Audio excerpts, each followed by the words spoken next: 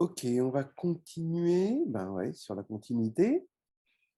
Et là, donc je vous rappelle, hein, j'ai mis sur YouTube le lien pour que vous puissiez télécharger le cahier de vacances de Roger Mansuy. Donc là, sur la continuité, encore de l'analyse, c'est toujours des petites bases intéressantes à avoir pour partir d'un bon pied. Et là, pour partir d'un bon pied, justement, sur la continuité, on pourra avec profit énoncer la définition de la continuité en un point. Donc là, voilà quoi. La définition, c'est cette définition avec les epsilon. Je vous rappelle quand même que la continuité, il y a une continuité intuitive et puis une continuité formelle. On va dire que la continuité intuitive, c'est un petit peu le théorème des valeurs intermédiaires.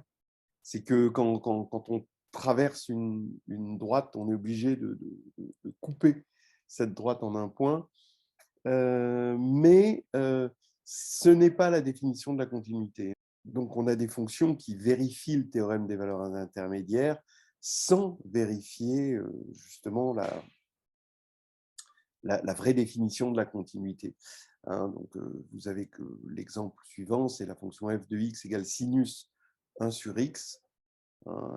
Et pour 0, f de 0 égale 0. Donc, c'est une fonction qui va vérifier le théorème des valeurs intermédiaires, mais dont on ne pourra pas dire qu'elle est continue en 0. Voilà. Alors, la continuité, justement, c'est une définition qui se fait avec des epsilon et des alphas, et que quel que soit epsilon, il va exister alpha, tel que quand x se rapproche à moins de alpha de x0, f de x va se rapprocher de f de x0 à moins de epsilon. Voilà. Et là, bon, là, je suis en train de regarder juste de R dans R, mais après, ça se généralise avec la topologie, avec des histoires d'ouvert. Donc là, je vais me situer quand même dans des définitions assez basiques de la continuité. Et de temps en temps, je donnerai des généralisations quand on fait de la topologie. Par exemple, la continuité, c'est le fait que l'image réciproque de tout ouvert dans l'ensemble d'arrivée est un ouvert dans l'ensemble de départ. Bon, voilà. C'est important de savoir faire le lien aussi entre cette définition et la définition basique. Bon, alors, on nous parle de continuité en un point. Voilà. Le théorème des valeurs intermédiaires, c'est justement ce théorème qui dit que si f de A est, par exemple, négatif et f de B est positif, alors il va exister un C dans AB tel que dans l'intervalle AB, tel que f de C égale 0, voilà, qui revient finalement, qui devient, quand on fait de la topologie, à l'image d'un connexe par une fonction continue est un connexe. Voilà. Et le théorème des bornes atteintes, alors le théorème des bornes atteintes, c'est le fait que quand on travaille, on a une fonction, toujours de R dans R, et puis on prend un fermé borné de R, et eh bien, l'image d'un fermé borné, ça va être encore un fermé borné de R. Voilà, donc des petites choses importantes. Et donc, les bornes sont atteintes, c'est-à-dire qu'à partir du moment où vous êtes parti d'un fermé et borné, alors l'image sera bornée en particulier, et le max et le min vont être atteints, parce que justement, vous étiez parti d'un fermé.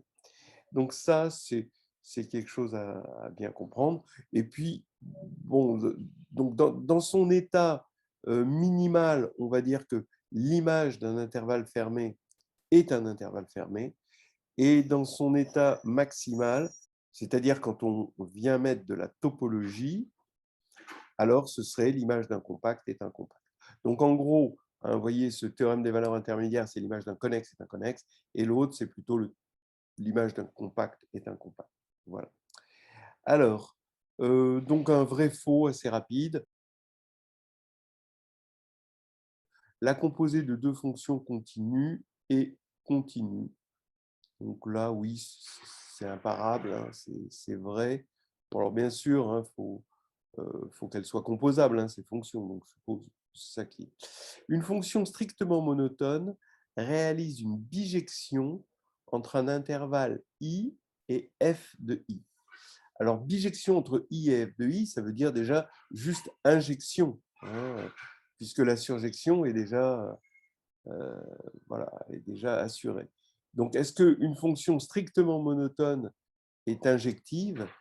Ben, oui, puisque injective, c'est que si f de x est égal à f de y, alors x égale y. Ou si on veut, si x différent de y, par la contraposée, f de x est différent de f de y. Bah oui, donc là, ça c'est évident, parce que si x est différent de y, bah, on peut supposer, sans perdre de généralité, que x est strictement inférieur à y, et donc ça veut dire que f de x est strictement inférieur à f de y, donc en particulier que f de x est différent de f de y. Donc là, ça va être vrai, parce que c'est injectif. Pour toute fonction continue f de AB dans R et tout C dans AB ouvert, il existe y entre f de A et f de B tel que y égale f de C. Bon, celle-là, elle est quand même assez drôle. Je pense qu'il y a de l'humour là-dedans. Bon, ça, c'est mon point de vue personnel. Je pense que c'est avec lui. Parce que c'est comme si on prenait une phrase classique qu'on a l'habitude d'entendre et puis qu'on la transforme de l'intérieur pour faire croire que c'est une phrase, on dirait du Eric et Ramsey, quoi. Je sais pas, style au diable la varicelle, quoi. C'est excellent. Bah, d'abord, il existe Y tel que Y égale F de C. Déjà, c'est juste pour ressembler à une certaine phrase classique.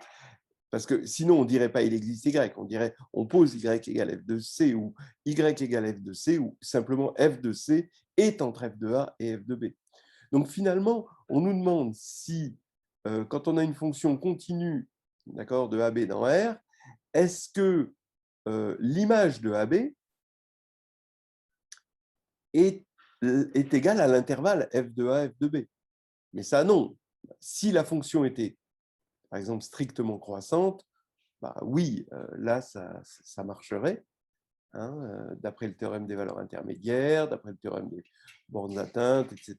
Bon, on aurait que l'image du fermé AB, ce serait l'intervalle fermé f de A, f de B. Mais la fonction est juste continue, donc c'est faux, mais c'est drôle. Alors, c'est toujours pareil, c'est toujours intéressant, hein, de prendre cette question-là et puis de la remplacer par quelque chose de juste. Donc, si vous rajoutez ici continue croissante, ben là, ça devient vrai. Maintenant, vous pouvez aussi en faire une autre phrase vraie sans ajouter croissante, mais là, c'est plutôt pour tout C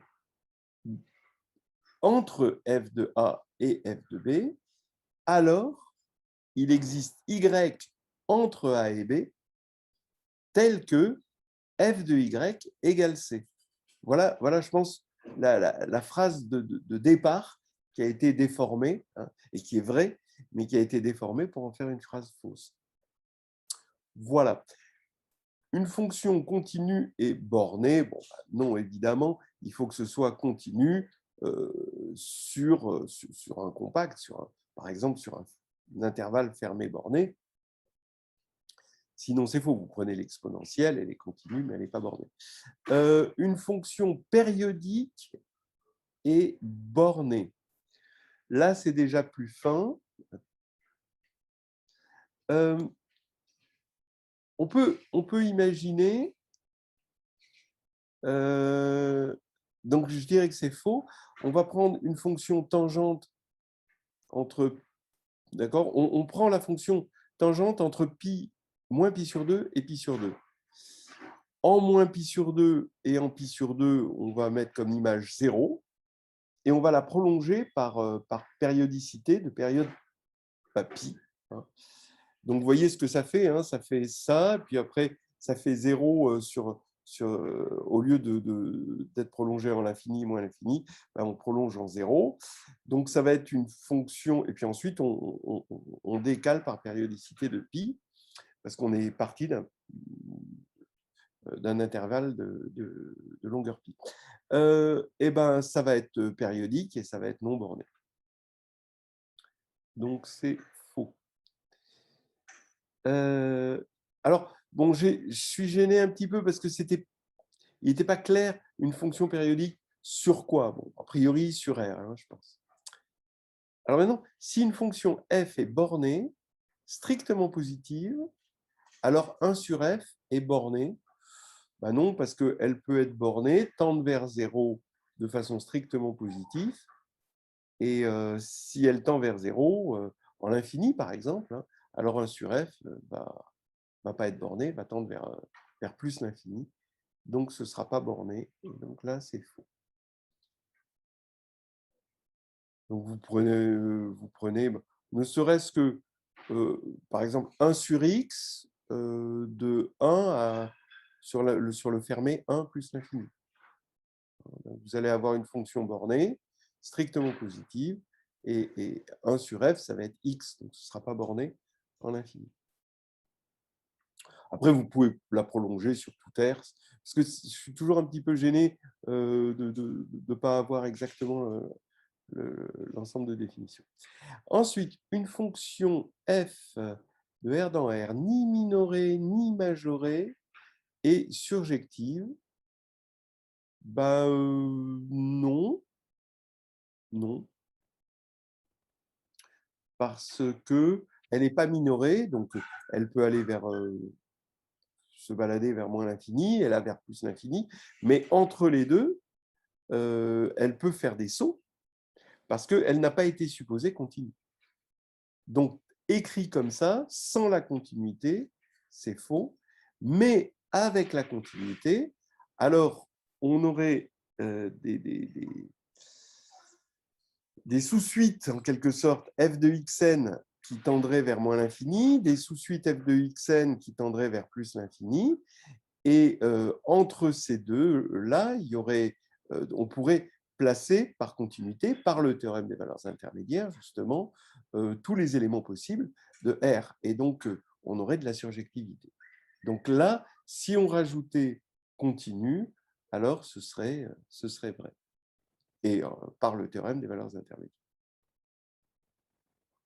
Si f de l'ouvert AB dans R borné sur tous les segments inclus dans f AB, alors f est borné. Bon, là, non, c'est faux. Vous prenez encore la fonction tangente entre moins pi sur 2 et pi sur 2, donc qui fait comme ça. Elle est bornée sur tous les segments. Je suppose que c'est les segments. Bon, c'est peut-être pas très précis, mais dans le contexte, c'est les segments fermés. Hein, et, en tout cas, les segments strictement inclus dans AB, parce que si on prend le segment AB, à moins que ce ne soit pas considéré comme un segment, je ne sais pas ce qu'on considère vraiment comme un segment, mais en tout cas, si l'idée c'est ces segments fermés, alors cette fonction tangente, sur tout compact, comme elle est continue, eh bien, elle va être bornée. Et pourtant, entre moins pi sur 2 et plus pi sur 2 ouvert, la fonction tangente n'est pas bornée, donc c'est faux. L'image réciproque d'un intervalle par une fonction continue est un intervalle. Bon, non, évidemment. Hein, vous prenez la fonction cosinus. Non, en fait, le problème, c'est que l'image réciproque d'un intervalle par une fonction continue est un intervalle. Si la fonction était injective, alors, voilà, quoi, elle serait inversible sur son image. Et du coup, on pourrait l'inverser, et l'inverse serait continue, et du coup, on pourrait appliquer le théorème des valeurs intermédiaires, où l'image par cette fonction continue qui est la fonction inverse d'un intervalle est un intervalle. Mais là, comme on n'a pas supposé l'injectivité, eh bien, ça va devenir faux et c'est bien dommage. Donc, vous prenez la fonction cosinus, par exemple, et vous prenez l'image réciproque de moins epsilon, epsilon, où epsilon est strictement positif, voilà, et epsilon strictement inférieur à 1 aussi, hein, comme ça, voilà, et vous allez avoir la réunion d'intervalles, voilà, déconnectés. La fonction x donne cosinus x moins 1 sur valeur absolue de x est prolongeable par continuité en 0. Bon, bah, on sait que cosinus x moins 1, ça va être équivalent à quoi? À moins x2 sur 2. Et donc, quand on va diviser par valeur absolue de x, eh bien, ça va faire moins, ça va être forcément négatif, donc ça va être moins valeur absolue de x sur 2. Et ça, c'est prolongeable par continuité en 0. Bah oui, parce qu'on prolonge en prenant pour l'image de 0 égale 0. Donc ça, c'est bon. Voilà, on a terminé. J'ai trouvé rigolo le théorème des cordes universelles. Donc, je vous laisse le faire. Théorème des cordes universelles. Alors, je vous montre, voilà le début. On définit une fonction. Donc, on a une fonction f de 0, 1. C'est une application continue telle que f de 0 égale f de 1. Voilà. Et pour n entier positif non nul, on pose G qui a x associe f de x plus 1 sur n moins f de x avec les bonnes, voilà, de sorte à ce que ça fonctionne bien. Et on veut montrer qu'il existe alpha n, voilà, dans cet intervalle, tel que f de alpha n plus 1 sur n égale f de alpha n. Donc c'est bien dessiné ici, d'accord. Là, ici, vous avez un petit segment de longueur, donc ce petit segment est de longueur 1 sur n. Donc là, vous avez alpha n, là, donc vous avez alpha n plus 1 sur n. Et puis après, vous en prenez d'autres et vous pouvez prendre aussi petit que vous voulez. Vous êtes parti d'une fonction continue, hein, avec f de 0 égale f de 1. Bon, là, c'est égal à 0, mais bon, on n'est pas obligé d'avoir... voilà, on peut translater. Le tout, c'est que f de 0 soit égal à f de 1. Et là, on a égalité, donc ça nous fait des choses, une infinité de petits endroits où on a ces égalités. Bon, ça n'a pas l'air d'être trop compliqué.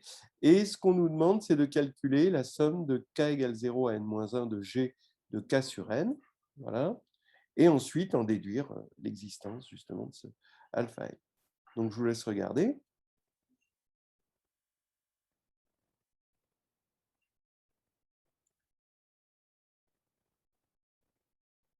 Alors, voilà la solution. Hein. Très facilement, ceci, vous voyez que ça fait égal à 0 par élimination terme à terme, parce que G, c'est ceci. Et puis donc, du coup, comme on a pris l'image d'éléments qui étaient espacés de 1 sur n, ben forcément, il y a cette élimination terme à terme, de sorte à ce qu'il reste que le plus grand terme et le plus petit terme, dans le sens que il va rester f de 1 moins f de 0. Voilà, et donc, ça fait 0. Donc ici, cette somme fait 0, ce qui fait que forcément, G ne peut pas être strictement positive ni strictement négative, sinon, voilà. Donc, sinon, la somme ne pourrait pas être nulle, évidemment. Elle serait dans le premier cas strictement positive et dans le deuxième cas strictement négative. Donc, ça veut dire que forcément, G, bon, soit G s'annule partout, sur tous les cas sur n, voilà.